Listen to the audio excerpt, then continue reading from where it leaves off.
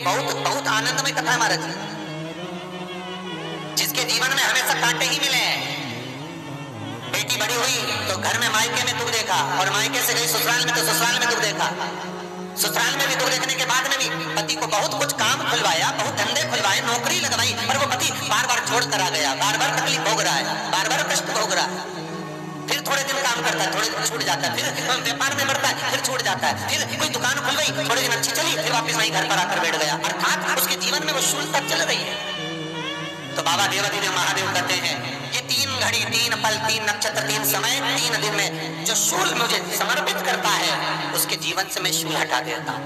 वो 3 दिन लिखे स्कंद पुराण। पार्वती तेरे द्वारा तेरे नयन अश्रु से जो प्रगटा हुआ बेल का वृक्ष है, द्वितीय शूल मैं वहां धारण कर, तृतीय शूल, तीसरा शूल जो वर्णन करा गया महाराज। भगवान श्रावण के महीने में जो भी दूसरा सोमवार पड़े, जो भी पड़े श्रावण के महीने का दूसरा सोमवार। आप सबको पहले भी श्रावण के महीने में जो कथा कही उसका व्याख्यान वर्णन करा कि श्रावण का महीने का महत्व क्या है, वो भी आपको ऑनलाइन कथा में आप लोग सुन चुके हैं, लाइव कथा। श्रावण का पूरा महत्व बताया था कि श्रावण के महीने में शंकर भगवान को पूरा लेखा जोखा का भार प्रदान किया गया। दूसरा सोमवार श्रावण के महीने का जो दूसरा सोमवार होता है, उस दूसरे सोमवार में रात्रि के समय पर, अर्थात शास्त्र अब घड़ी और पल का स्मरण करेंगे तो रात्रि के बजेंगे 10 से 12 बजे, मान 10 से 12 के बीच में धतूरे के साथ बाबा को शूल समर्पित होता है।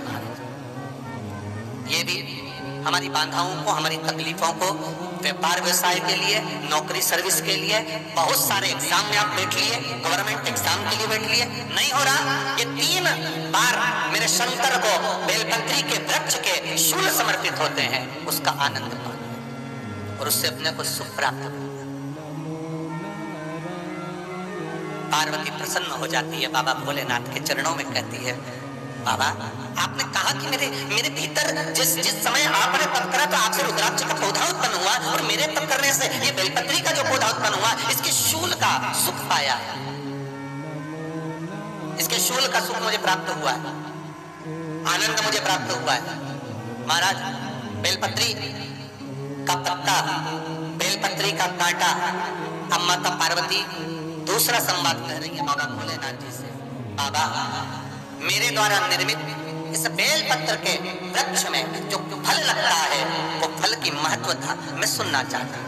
महाराज बैसाख महीने में जो प्रदोष आती है, बैसाख के महीने में बहुत ध्यान से सुनना भाई, जो अपनी जिंदगी से बहुत तंग आ गए हो, परेशान हो गए हो, कष्टमय जीवन जी रहे हो, बहुत दुखी हो गए हो, उनके लिए ये स्कंद पुराण का चरित्र फिर मिले ना मिले, आप प्रेम से सुने।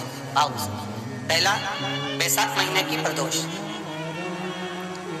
चाहे वो शनिचरी प्रदोष हो, चाहे रविवार की हो, सोमवार की हो, मंगल की हो, बुधवार की हो, गुरुवार की हो, शुक्रवार की हो, शनिवार की हो, कोई भी वार की हो, पर बैसाख महीने की प्रदोष, प्रदोष काल में शाम का समय सूर्य डूब रहा हो, बस डूबा ही हो, और उस समय पर सूर्य के डूबन के तुरंत बाद बाबा को धतूरे के साथ में बेलपत्री ना चढ़ाते हुए बेलपत्री के वृक्ष के 7 कांटे बाबा के शिवलिंग पर समर्पित करे जाते हैं। महाराज अपनी जिंदगी में अड़चनों को हटाने के लिए, फिर आप जिस व्यापार में उतरे, जिस व्यवसाय में उतरे, जिस नौकरी में उतरे, आप दिल से करें, आपको तरक्की मिलेगी, आप हार नहीं सकते, नीचे नहीं आ सकते, उन्नति पर ही चढ़ेंगे। एक वैशाख मास की प्रदोष, जल चढ़ाने का भी एक तरीका है, और शिव महापुराण की कथा कहती है कि जल जो भगवान शिव को चढ़ाया जाता है, उस 3 तरह का जल शंकर को समर्पित होता है। बहुत ध्यान से सुनना आज की कथा। 3 तरह का जल शिव को समर्पित होता है, और वो तीनों तरह के जल का अलग अलग भाव है महाराज। पहला जल सादा, घर से पानी लेकर गए, जल लेकर गए, शंकर को चढ़ाया, वो हमने घर का अपना एड्रेस बता दिया, भगवान शिव को जल चढ़ाकर अपने आनंद के लिए शंकर से कुछ प्राप्त कर लिया। दूसरा जल के कलश में थोड़ा सा इत्र डालकर शंकर को जब समर्पित करते हैं तो महाराज घर में अगर कोई व्यक्ति बहुत रोगीला है, बहुत रोगीला, एक प्रैक्टिकल जरूर करना हो, कहीं सीवर वाला हमारा झूठ तो नहीं बोल रहा, इसलिए प्रैक्टिकल जरूर करो। प्रैक्टिकल करने में पीछे मत हटना, और प्रैक्टिकल करने के बाद लिख के भी भेजना कि हमने करा। डरना नहीं अपने को। शिव महापुराण में, स्कंद पुराण में, नर्मदा पुराण में, भविष्य पुराण में, अग्नि पुराण में, नारद पुराण में, बरहा पुराण में, वामन पुराण में जितनी चीजें लिखी गई है एक एक प्रैक्टिकल कर कर देखो। तो शिव महापुराण, स्कंद पुराण का ये भाव याद करिए कि एक लोटे पानी में इत्र मिलाकर, जल में इत्र मिलाकर, बहुत रोगीला व्यक्ति, बहुत बीमार व्यक्ति है, एक लोटा पानी उसका हाथ का स्पर्श कराकर शंकर को चढ़ाना प्रारंभ कर दीजिए। महाराज केवल 5 या 7 दिन चढ़ाओ, और वो 7 दिन के बाद में उस बीमार व्यक्ति का क्रम देखिए कि उसमें कितना आराम लगा है। औषधि दवाई काम करना प्रारंभ करी कि ना,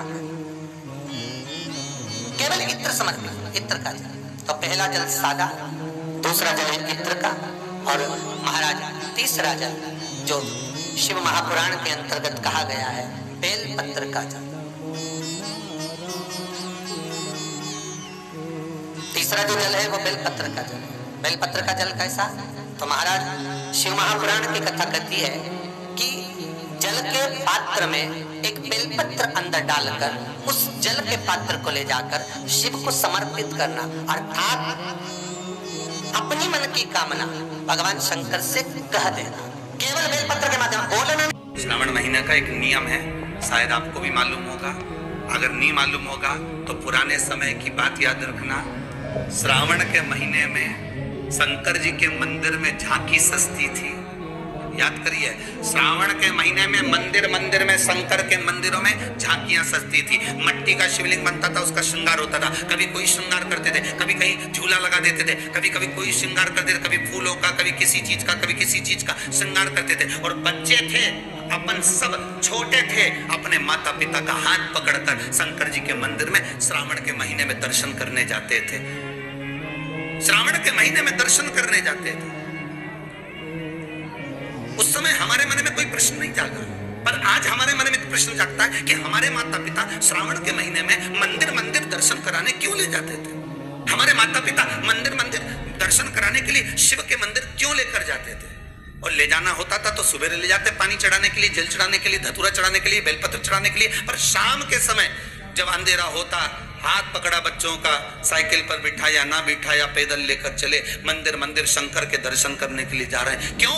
क्योंकि श्रावण के संवाद को स्कंद पुराण में स्पष्ट कहा गया कि श्रावण के महीने में जो व्यक्ति 12 शिवलिंग का अपने ही गांव, अपने ही नगर, अपने ही क्षेत्र के 12 शंकर मंदिर का दर्शन प्रतिदिन करता है, शिव उसका मनोरथ पूर्ण करने के लिए गौरा महारानी और गणेश जी को लेकर सम्मुख में खड़ा मिलता है। ये श्रावण की कथा स्वयं स्कंद पुराण वर्णन कर। एक बेलपत्र शिव को अपनी मनोकामना कर रोग धोग बीमारी तकलीफ कष्ट दूर करने के लिए शंकर के शिवलिंग पर अगर बन सके तो मंदिर में, आप लोग तो यहाँ हैं तो देवाधिदेव महादेव कंकर शंकर को चढ़ाओ, और अगर बेलपत्र नहीं हो तो बेलपत्र जो चढ़ी हुई हो उसी को धोकर वापिस चढ़ाओ,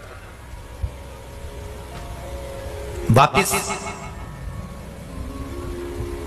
और सावन का महीना है, दिल से बाबा को रिझाओ।